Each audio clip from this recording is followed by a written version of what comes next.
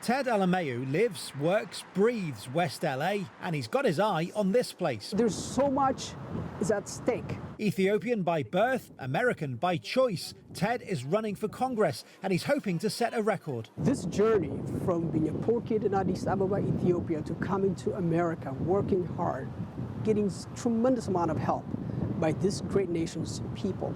I have achieved a lot of things, which I don't necessarily look back, because I'm always looking forward. What else can I bring? What else can I do in this country? If he wins, Ted will become the first ever Ethiopian-born, in fact, the first ever African-born congressman, inspiring others to reach high regardless of where they're from. We immigrants have so much to contribute to this nation. Take a look at around us. Immigrants are scientists, doctors. They invent things, right? They participate even in law enforcement, our military, at the White House, the State Department. All these places with just higher power and genius, immigrants are playing some critical role. And so that's what it is. They're giving back to the country that gave them so much.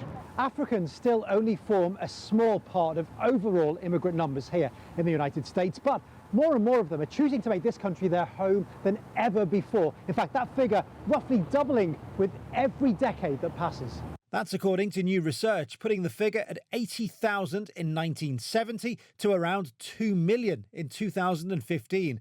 Nigerians number the most, Ethiopians not far behind. Americans love Ethiopians because they're decent people, they're hard worker people, really. Akli runs this restaurant in LA's Little Ethiopia. I came like 1988. And like so many here, she makes her living go a long way, quite literally. I built this business, I'm gonna support people. I send a little money and then I send a school over there. I help my grandma, my mom and everybody. Of course, African migration to the US is not new. The slave trade brought hundreds of thousands of enslaved Africans here. But voluntary migration is relatively new, a product of the past. In the 70s and the 80s, Ethiopia had a major famine. And so America went to Africa for the rescue of the Ethiopian families. And so they brought in many refugees. And they found actually settlements for them in the United States, all over the country.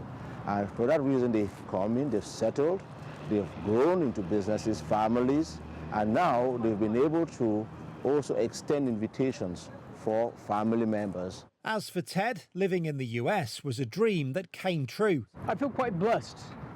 With that blessing comes a responsibility too. And his American dream will continue, he hopes, all the way to the capital. Phil Lavelle, CGTN, Los Angeles.